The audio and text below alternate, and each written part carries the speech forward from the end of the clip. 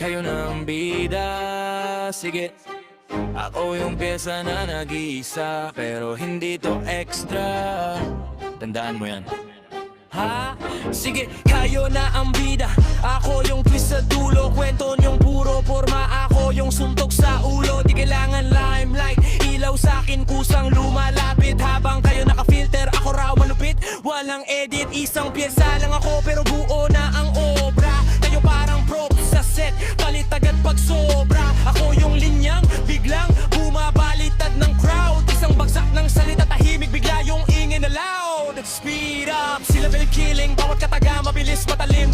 Para akong bala na diretso sa papel, walang likod, dire-diretso sa hangin. Habang kayo nagmi-mic, just to flex sa feed. Ako yung bar na pag sinabing ulit, feel mo yung need.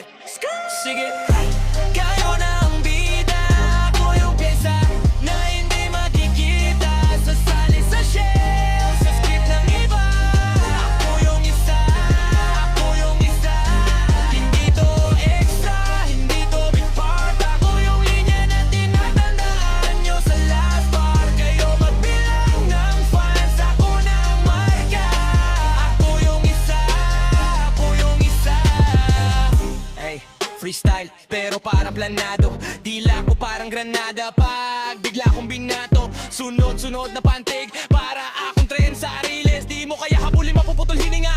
Ubos ng tickets, kayo puro caption. Ako yung action sa eksena. Habang nagpe-pretend sa trono, ako yung tunay na problema. Isang pyesa pero parang buong arsenal. Isang bars, kaya kong tapatan na mixtape din yung seasonal. Bilis ng dila, parang drip sa kanto. Left, right, sila bless, bangga sa plato. Pag kumagat yung linya, di na kayo makawala. Parang kape na sobrang tapang, di maibaba. Mabilis, malinis, marami mabigat. Bawat salita binibitbit ko, parang bagyo papalapit. Kayo na ang ganda sa flyer, sa poster, pero ako yung dahilan ba't bumibigat ang culture, yeah!